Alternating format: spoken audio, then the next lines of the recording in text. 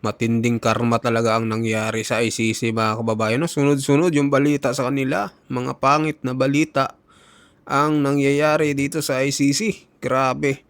Ngayon naman US nagbanta laban sa ICC. Hala ka mga kababayan. Panoorin natin to. Ito sa Mata ng Agila sa Net25.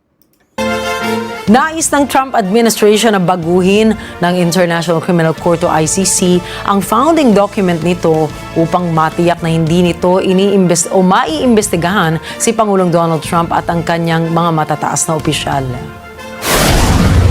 Babala ng isang opisyal ng administrasyon kung hindi susunod ang ICC, maaring palawakin ng Washington ang mga sanctions laban sa korte.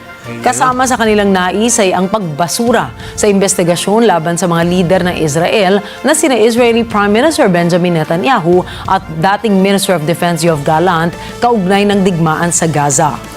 Nais din nila ang formal na pagsasara sa kaso laban sa US troops sa Afghanistan.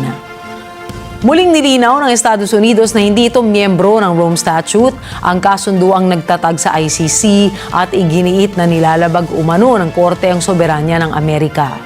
Sa ngayon, hindi pa nagbibigay ng tugon ng ICC at patuloy na tumitindi ang tensyon sa pagitan ng Washington at ng pandaigdigang hukuman ng mga war crimes.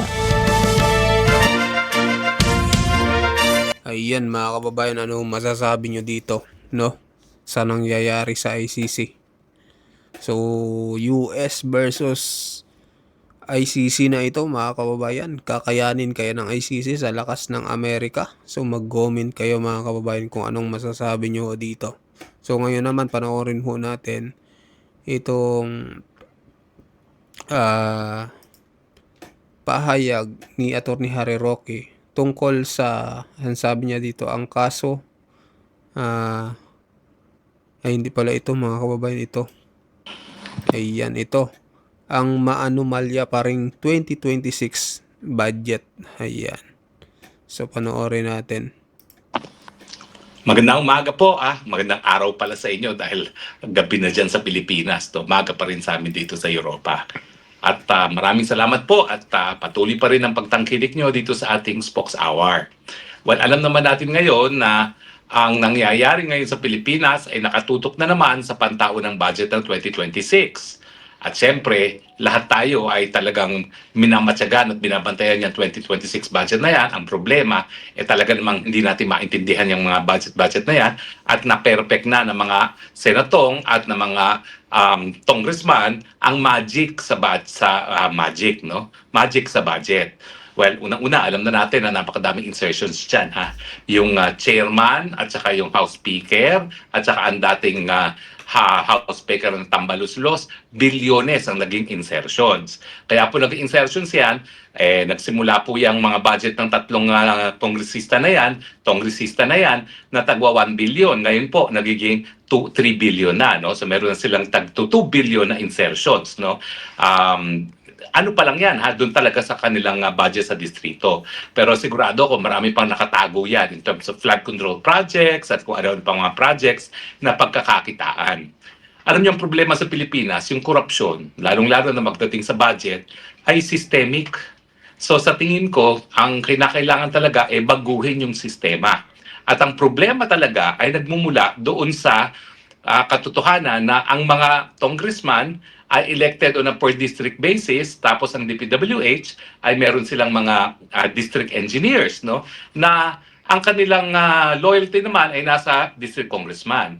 So diyan sila nagsasabuatan dahil pagdating sa bidding, pinapanalo nila yung paboritong kongresista ni congressman na karamihan din sa kongreso ngayon ay sila na mismo ang mga contractors din, di ba? Kaya nga, yan ang problema natin no? Yung mga congressman natin, sila na rin ang contractors. Dati-rati at least binibigyan nila ng hanap buhay mga contractors. Ngayon, sila na rin, sinuwapang na nilang lahat. Pero inaasahan natin na bagamat galit na galit ang tao sa korupsyon na nagmula sa mga insertions, nariyan pa rin ang mga problema ng insertions. O itong pasabog ko. Sabi ng aking espiya, kung merong 100 billion insertion na siniwalat si Zaldico noong 2025 budget, meron pa rin 100 billion insertion ang mga bangag sa 2026 budget. Tinutulan daw yan ni Secretary Bunoan, pero wala silang nagawa dahil yan ang order. Pero itong 100 billion na ipinasok, ito po ay biglang nag-magic sa NEP. Kasi ang procedure po dyan sa NEP, dumadaan yan sa mga Regional Development Councils, tapos nag-identify ng projects, tapos gumagawa ng listahan ng DPWH. No? Ang nangyari, nagpadala na naman ang mga bangag sa Malacanang ng 100 billion na namang mga proyekto na ipinasok uli sa NEP. So, wag po kayo magkakamali ha. Kung nung 2025, merong 100 billion ang mga bangag, dito sa 2026, meron pa rin 100 billion. Now, syempre, dahil systemic ang problem, tuloy-tuloy pa rin yan. Asahan ninyo na ang mga congressman at mga senatong kikita sa bawat piso ng infrastructure project na mailalagay sa kanilang mga distrito. At ngayon pa lang nakikita nyo yung dynamics kung bakit ayaw nilang mababaan ang kanilang mga budget. O, for instance, di ba, 400 billion ang pinag-uusapan ngayon sa budget ng DPWH. Nagpakitang gilas kasi itong si Vince Dizon dati na tinapyas at sinabi na overpriced ang mga presyo ng mga inputs na ginagamit ng DPWH para sa mga proyekto. So tinapyasan niya ng mga 400 billion. Ngayon, sa pilitang binabalik. So, kailan pa naging congressman o senatong ba ang sekretary ng DPWH na umuupo pa? Mantakin mo, umuupo pa doon mismo sa Bicameral Conference Committee. Nako, no po talaga yan dahil yan po talaga ay trabaho na exclusively ng Kongreso. Pero yan po, makikita nyo ang telltale signs na talagang wala pa rin nagbago sa sistema. Pagkakakitaan pa rin ng mga politiko ang pagtao ng budget dahil sa tingin nila, dahil silang gumagawa ng budget, may karapatan silang kumita. Alam nyo, siguro isang solusyon dyan, ha? Gayahin natin yung sistema dito sa Netherlands. Sa Netherlands kasi, ang mga miyembro ng parliament, hindi sila elected on a per district basis. Elected sila on the basis of their parties. So ang iboboto mo, yung plataforma ng partido. Wala silang mga distrito. So kung sino yung pinakamaraming boto na nakuha, pinakamarami silang upuan sa parliament, no? At sila ang magbubuo ng gobyerno. So pag-aralan po natin yan. Natanggalin na natin yung district congressman, gawin nating party congressman talaga nang sa ganun ang binoboto natin hindi lamang hindi personalidad kung hindi plataforma. Kung walang plataforma yung isang bansa, yung isang partido, wag iboto, no?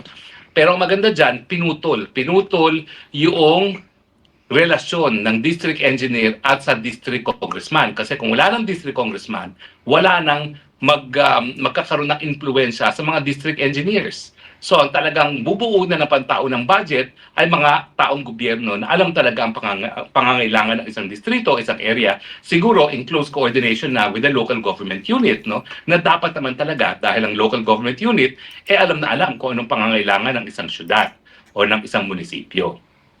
Anyway, ano pa ba ho ang mga depekto nitong budget na ito? As usual, nandiyan pa rin ang pork barrel.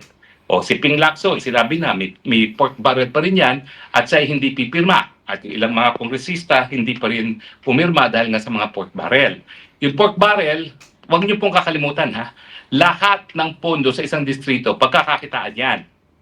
So actually, misnomer o hindi totoo na ang pork barrel, yung pinagkakakitaan lamang, yung tinatawag ng pork barrel. Hindi po. Lahat ng pondo na napupunta sa distrito ay pinagkakakitaan. Pero bukod pa dyan, may mga dagdag. Saan nanggagaling mga dagdag? Sa mga lump sum. Kasi sabi ng budget, wala ngang dapat pagbubuwis na walang representasyon. So dapat lahat ng item na pagkagastusan is specified. Pero dito sa budget nito, ang dami pa rin lump sum na magiging kontrolado yan ng presidente o di naman kaya ng exchequer. Ano yung mga yan? No? Yan po yung unprogrammed funds. Yan ang pinagmumulan talaga ng mga problema. Kasi ang unprogrammed funds, i-release lang yan kung may pirma ng presidente. So yung unprogrammed funds, sigurado ako, yan ang gagamitin para sa impeachment na naman ni Inday Sara Duterte. Yung mga pipirma ng impeachment, bibigyan ng pondo galing dyan sa unprogrammed funds, yung hindi po purma, ala. Pero meron pa po yan bago ha, meron silang tinatawag na allocables. Yan daw yung mga pondo rin na hindi pa rin sinasabi kung saan pupunta, pero pwedeng ibigay sa mga distrito. Yan po talaga ang mas malaking pork barrel ngayon, no? Bukod pa dun sa normal na nakalagay na sa National Expenditure Program, yung mga allocables, yan po ay lump sum na gagamitin na naman para bilhin ang suporta ng mga congressman laban kay Sara Duterte, no? Now, ayan nga po, no? So nasabi ko na kanina yung problema ng DPWH na nagpakitang gilas tapos binawi at ngayon lumuluhod at sinasabi ibalik nyo yung sinabi kong dapat tapyasin. Ano na nangyari doon sa pangako ni Vince Diso na magkakaroon tayo ng substantial savings dahil binago na nila yung overpriced na mga inputs ng DPWH. Wala na po, naglaon na parang bula. So anyway, ang problema po talaga ay wala pa rin transparency sa budget process natin.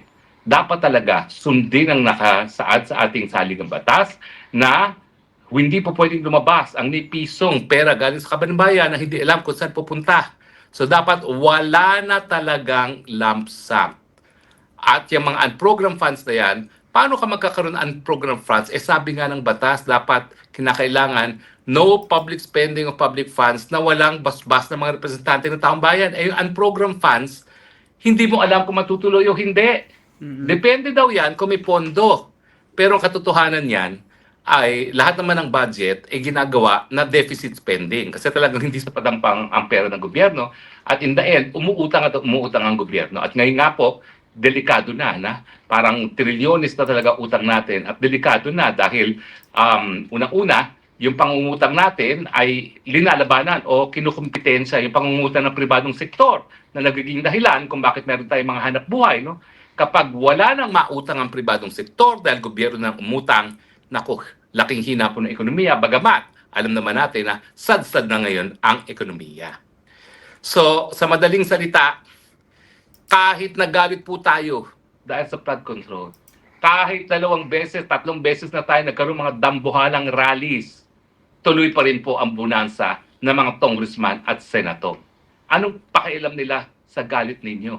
Basta ang presidente mismo ay nagkakaroon ng insertions at mayroon na naman siyang 100 billion na insertion. Basta presidente mismo ay merong confidential fund na kung di ako nagkakamali, napakalaki, pinakamalaki sa kasaysayan ng Office of the President kayo ng confidential fund, parang 12 billion kung di ako nagkakamali, but let me check on that. Pero ang sigurado ko, ito na ang record na pinakamalaking confidential fund ng presidente. Hindi talaga magmamoderate ng greed ang mga congressman at senatong dahil ang kanilang iniisip, kung yung presidente na pinaka makapangyarihan at tinitingala ng lahat, kurakot, bakit kami hindi mangungurakot? Di ba po? Sabi nga natin, dapat nagkakaroon ng leadership by way of example. Ito, baliktad. Dahil korap ang presidente, lahat nagiging korap. Di ba po? Kaya nga po sinasabi ko, bukod dun sa pagpapalit ng sistema, kinakailangan sisantihin na rin ang ulo. Hindi na po talaga dapat manatili pa ang Marcos bilang presidente. Sinabi na ng kapatid, wala sa tamang pag-iisip, adik, bangag. Sinabi na ni Zaldico, corrupt. Ano pa bang gusto ninyo? Ano pang inaantay ninyo? Tuluyan ng magutom ang halos lahat ng Pilipino bago nyo sisantihin yung presidenteng bangag na corrupt? Sus Mariosep naman, maawa naman kayo sa inyong mga sarili. Naintindihan ko na isang beses, isang taon, tuwing Pasko, nais nating maging maligaya. So siguro hindi natin siya sisisantihin ngayon dahil pag iigihin natin, iuutang natin ang ating Merry Christmas, iuutang natin yung Noche Buena dahil alam natin na walang mangyayari doon sa 500 pesos na sinasabi ng TTI na sapat na. Pero pwede ba ho, pagkatapos ng Pasko, bigyan naman natin ng Happy New Year ang ating bayan. Palitan na po ang ulo. Palitan na ang bangag, palitan na ang kurap. Iupo na po natin ang ating ipinili na kapalit ng presidente pag hindi na talaga kaya ng presidenteng mamuno at yan po ay walang iba kundi si VP Sara Duterte. Tama ba ho ako o mali? O, yung mga loyalista, paano nyo ngayon i-deny na bangag yan? Kapatid na nagsabi. Paano nyo may i-deny na kurap yan? Nandyan na. May tumayo ng testigo si Zaldico na talagang napakalapit mismo kay Presidente at kay Tambaluslos.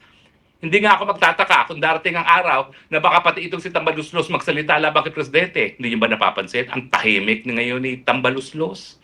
Ngayon nga, hindi pa siya kinakasuhan. Siguro yan ang kanilang deal. Pero hanggang kailan nahahabulin ng Zaldico na hindi hahabulin ng Martin Romualdez? Hindi pa pwede. Batman and Robin yan eh. So kung habulin mo isa, dapat habulin mo yung isa rin. At kapag nahabol na nga itong Tambaluslos, asahan ninyo, kakanta at kakanta rin niya. O nga pala po ha, sabi ng aking informante, ito pala po, ito ha, huwag niyong ichichismis ha, yung Bersamin at yung DBM dati. Naku, kamuntik na raw yan magsalita dahil pag binaling sa kanila ang sisi sa halaga ng 8 billion, kakanta daw sila.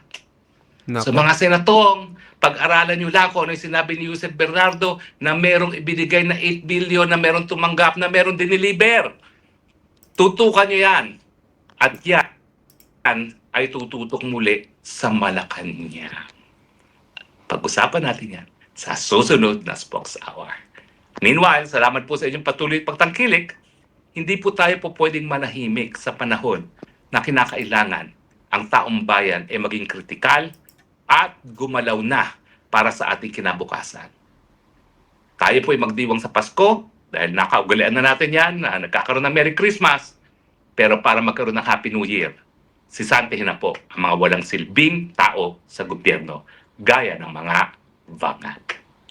Salamat po sa inyong patuloy na tangkilik. Ito po ang inyong Spokes ng Bayan. Nagsasabi, I love you, Philippines. You're the only country I have. You're the only country that I love. God bless the Philippines. Bye for now. So ayun mga kababayan, ano masasabi nyo dito sa pahayag po ni Attorney Harry Roque? At dito rin po sa ginawang aksyon ng US laban sa ICC. So mag-comment kayo, mag-like at mag-subscribe sa ating YouTube channel. Maraming salamat po sa inyong lahat.